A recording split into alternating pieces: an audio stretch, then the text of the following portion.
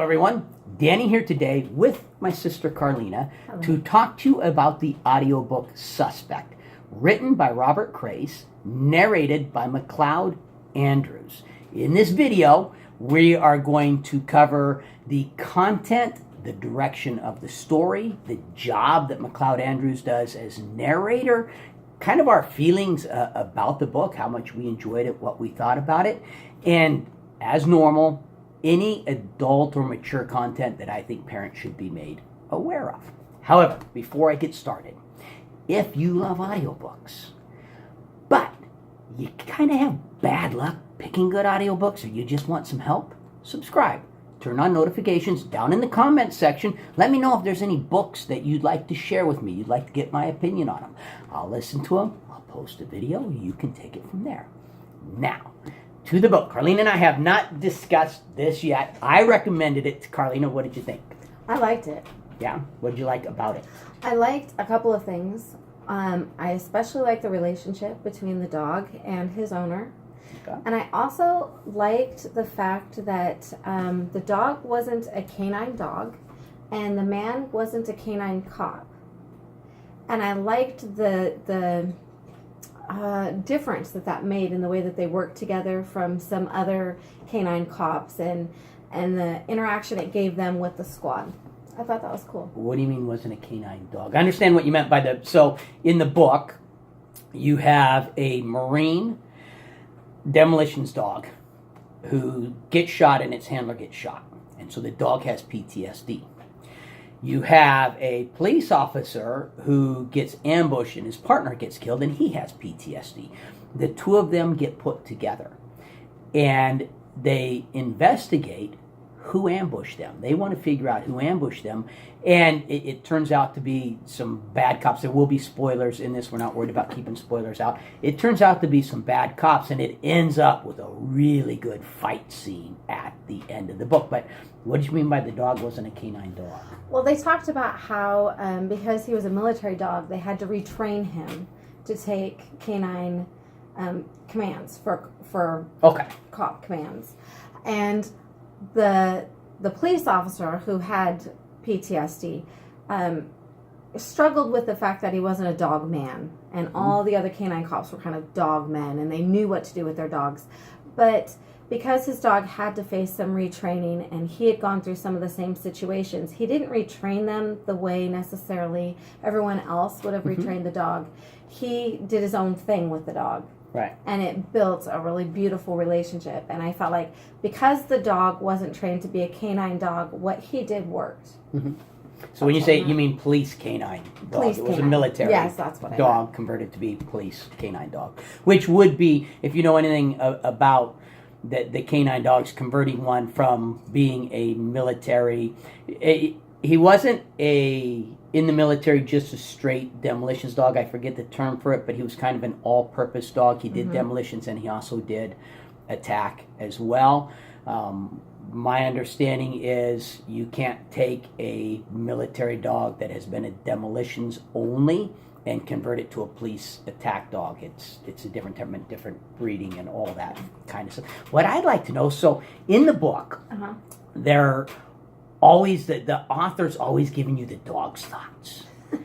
You're constantly in Maggie's head. Maggie's thinking this, it's all about the pack happy, Maggie happy, pack safe, Maggie safe, Yeah. He talks about the smells that, the dog can smell and how the dog can differentiate which smells, basically the same way we can use our eyes to see things. And while I know from stuff that I've read that dogs can smell that well, the author definitely nailed that part of it. I'd be curious, the dog thought processes. Did he come up with that based on studies that he's done of how dogs think? And so, to the best of our knowledge, is that accurate to how dogs think? Or is it the author taking author's liberty to just do whatever? My favorite thing with that is when the policeman takes the dog home, the dog calls it their crate. Yeah. he sleeps in the crate with me, where his other pack, they didn't sleep in the crate together, and so that was a fun idea. Yeah, it was, and it got me with my dog, definitely. Yeah. You know, this was my third time listening to this book, which will let you know what I think of the book, since I think this was definitely my second, but I believe it was my third time. And after listening to the book the first time, I was like, okay, I got to know if the stuff that he talks about with how you're supposed to talk to your dog, you're supposed to have your alpha voice, and then you're supposed to have your happy, lovey voice, is that true? And I did a little bit of research, and that did turn out to be true. So this book actually changed how I treat my dog and how I interact with my dog. And my dog, we'll go out running. We did that today. We'll go running, and someone's coming down the trail with their dog, and I got Jersey off leash.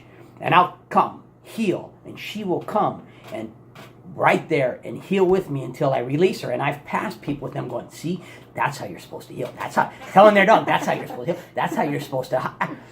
And it worked. The stuff that I learned from the book actually worked, which all the more has me going, is that really how dogs think? I mean, how much research did Robert Crais is an amazing author. He's one of my favorite authors, but how much research did he actually do into dogs for this book? We want to teach our dog to pee on command. I think that was the neatest Jersey thing. will We pee were on all, command. see, I've got to teach our dog how to pee on command. Jersey That's will pee awesome. on command. Yes, I have my dog trained to pee on command. Mhm. Yes, you're a good dog, aren't you, Jersey? Better be She's like, careful. oh, she might they said hear my you. voice. She just heard me. She's coming Yeah, over. well, you don't want her to pee now. Yeah. No, I'm not telling. I have to use my alpha voice to get her to pee on command. You can't see her. She's under the table here. Here, I'll show you my beautiful, beautiful doggie here, since we're talking about doggies. There we go. Yeah. Hopefully you can see that. If not, oh well, your loss. As far as parental stuff, there is a little bit of language in this one. I myself, it was not excessive. It felt realistic to the kind of language you would hear from those people in those situations. What did you think? There's more language than I'm used to listening to, for sure. You have to tone it out. If that's something you're sensitive to, I would say choose this book. You're going to want to be careful with it. Yeah. It definitely was military language. Well, that's what I And mean. police Yeah, officer you've got the Marines in a firefight. Right. They're getting shot. You've got police officers. You've got criminals. The investigation. Now, this was my third time. So, the first time I listened to the book, I was trying to figure out what had happened. And part way through the book, I don't know what part through the book, I got the feeling that, hey, this is going to be bad cops. But it wasn't because there was any hints or anything in there that gave it away. It was more because it just, one, I'm familiar with Robert Crais' writing, and two, it just kind of had that feel about it. But even this time, listening to it, trying to go, okay, what hints are there that bad police? And it had been a while since I listened to it. Oh, is that one of the bad cops, or is that one of the... I don't remember if he was a good cop or if he was a bad cop. Was Iceman a bad cop? Yeah, Iceman, I think, was a bad cop. The one cop where he goes to his house and talks to him on the porch and then he drives away. I was going, was he a bad cop or a good cop? I don't remember. Did you have hints of stuff like that? I did at some point. I figured out exactly who it was. And I think it was because of his name, actually. I just thought, this guy sounds like a megalomaniac. I kind of think he likes to be in control a little too much. Mm-hmm. And so it wasn't that I figured out, oh, he did it. You know, you can tell he did it. It was more like, I just wouldn't be surprised. He's going to be if a he's jerk who and a did bad it. guy. Yeah. Whether he's one of the criminals, Right. somehow he's a bad cop and a bad guy. Yeah, that was, I got the same feeling about the guy. He's just not going to like that guy. No. At all. I loved the ending of the book. The way the book ends was, exciting, nail biter. I think, didn't I text you to tell you that I was done, and you were like, it's 2 a.m. and I can't put this down. I'm at the end. Something like that. Didn't that happen? Yeah. When you get to the end, you don't want to stop. There's not a point where you can stop. No. Conveniently, it's all... and, you just got to keep going. And I think I also told you at that time, when the book's intense, it's really intense. Mm-hmm. Every time there's an intense scene, when they're under fire, when the police is under fire, the policeman himself is under fire, when the dog is under fire, even when the policeman is remembering that and reliving it, when he's talking about his partner, those scenes were intense for me, and there was never a point that I could just pause it and walk away and do something and come back. Like, I wanted to get through that intensity first and then pause it. Now, have you listened to any other Robert Crais books, any of his Nope. Joe Pike series? Okay.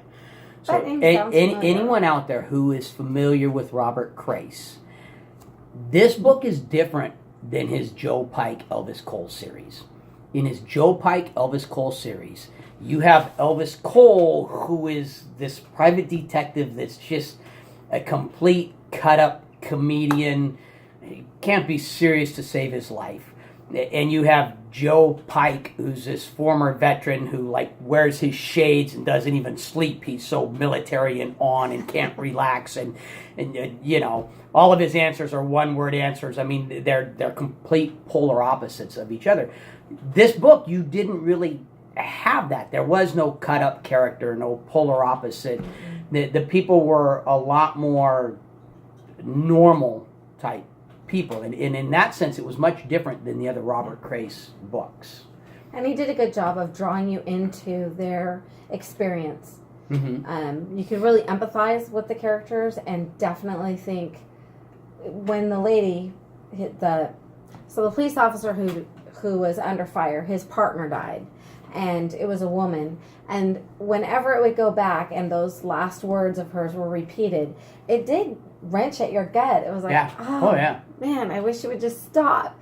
But that was what he was living at the time. So I thought the author did a really good job of pulling you into that world. Parts of the book that were emotional enough that I got choked up. I mean, I'm driving down the road getting choked up listening to it. About to arrive at a dairy farm going, okay, I got to turn this off because I don't want to pull into the dairy farm and have all the dairy farmers and milkers see me climbing out of the truck all choked up and emotional. Look like a truck driver. I was reading a book about police. Yes, Sorry. it was a very emotional book there. Yeah. But he did a good job. And I think that even with the dog, the things that the dog thought, it just made sense. It made the dog...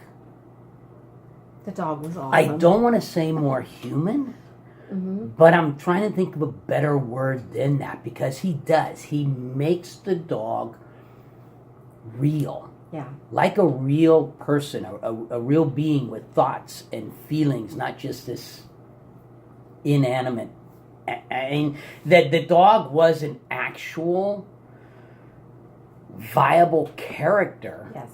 In the book with his own emotions and thoughts and feelings and words and everything. And it was amazing how Robert Crais did that with the dog. And both the dog and the man were each other's healing process, a huge part of their healing process, much more than any kind of a counselor would have been. Mm-hmm. They understood each other. So the man would talk to the dog, but the dog would think thoughts that were similar along those lines, as they were working through what they'd been through. And the man could really empathize and understand, okay, I know exactly what you're feeling right now. I thought that was neat. Yeah, and you not only got to see the police officer. What was the police officer's name? I can't remember his name now. I remember the dog's name was Maggie. Maggie was the dog. I can remember the dog's name. I can't remember the police officer's name. Had a name. He did. I don't remember the name. But you could see the police officer bonding with the dog and growing to love and trust the dog, at the same time that you could see the dog bonding with the police officer and growing to love and trust the police officer, and them becoming pack. That was the dog's word. We are now pack. And so you had this beautiful love story between a man and his animal, and you've got this, this high intensity shootouts and action, and this real mystery about what happened on that night, why they were killed, and there's some twists and turns that come in to play in the mystery there. I mean, there really are. There was one thing that I don't remember if it got addressed. Maybe it did and I forgot. Why did the big man walk away and not finish off the policeman? That does not get addressed other than people. Something happened. People guessing that, he heard sirens coming or something like that, and so they just had to get out of there. But also remember, he fainted. Right. As he was lifting the gun. So maybe he heard sirens coming. Maybe because he fainted, he thought he was dead. What I often wondered was, why was he going out of his way to shoot 2 police officers? He's a cop himself. Right. And yet he goes out of his way to shoot and kill 2 other police officers. That never gets addressed or answered, other than that he's just a crooked cop and an overall bad guy. How'd you like He the was a narrator? bad guy. I thought the narrator did a good job. He had a good voice. Yeah. Easy to listen to. Easy to listen to. And Drew you in. Yeah. He You wasn't monotone. He did a good job of inflection and changing the story. And I loved his voice for when your dog's been good. His high, squeaky, happy voice. It was kind of funny. And his alpha voice. Yes. and the voice for the dog. It isn't a book that lays credence to a lot of accents. And one of the things I hate when narrators do is when they throw accents in where they aren't needed. And the narrator does not do that. He doesn't throw in any unneeded accents just to differentiate people.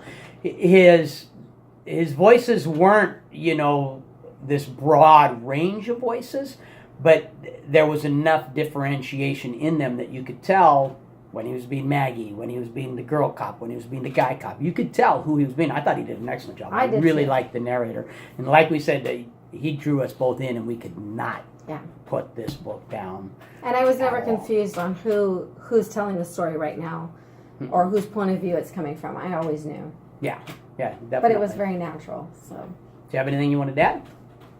It was a fun book, and I really appreciate you doing this with me. It took a while. Danny actually wanted to find a book that I would enjoy, so he bought Frozen Stories.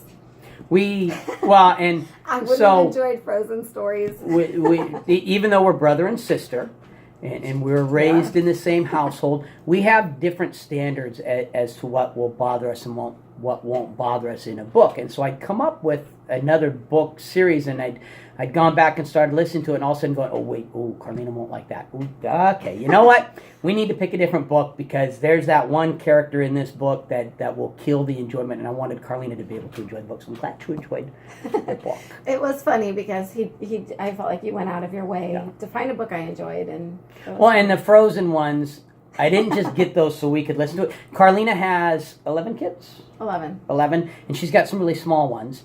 And so one, it was, I want her to have something she can listen to around her kids. See? But sweet. I also got the Frozen because someday my kids will be married and have kids. And if my wife has her way, they won't all have boys. There'll be some daughters in there. We'll have granddaughters. And then that'll give us something to listen to with them in the car, because I love audiobooks in the car with your kids. If you've never taken a long road trip with your kids, put on an audiobook. You've missed out. You've missed out, because you get to your destination and you and your kids talk about the book. If you got a DVD player in the back seat and the kids are watching that, you get to your destination and you can't talk to them about it because they were watching that. But a book, everybody's in it together. And you can ask my kids. We got so many memories of these books that we just grew to love together on trips down to California. I live in Washington. We'd drive all the way to California to visit my in-laws. And the kids loved it. It's true. My kids will actually ask me to sit in the front room, curl up with blankets, and we'll put on an audiobook and just listen. Yeah. It's great fun. It is. A good audiobook, a good narrator, which this has both there. Although with the language, it would not have been one that I would have listened to around my boys when they were younger. When they were teenagers, I would have been okay listening to them.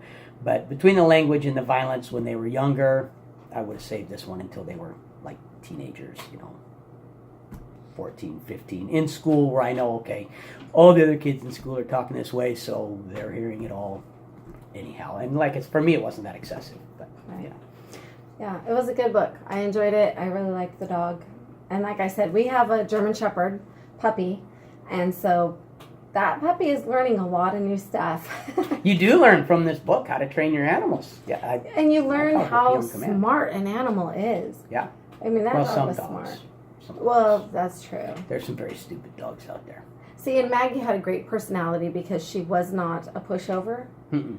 And our puppy is a little bit not a pushover, so yeah, it was some good advice. Yeah, her up on the seat pushing against him, and he's trying to see, and her pushing back. Yeah, like, no, those were I'm sitting right entertaining here. scenes in the book there. Yeah. I don't really have anything else to add. You?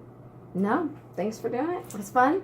Ava wants to do the Frozen stories with you, so maybe you'll have to do that. I'll have to do that with Ava then, my little niece. So if you like the video, hit the like button. If you like my channel, subscribe, turn on notifications. Questions, comments, feedback, it's what the comment section is there for. Put them in the comment section. But most of all, no matter what else you do today, make sure that today you listen to at least one really good audiobook. And both Carlene and I highly recommend Suspect by Robert Crais. Thank you.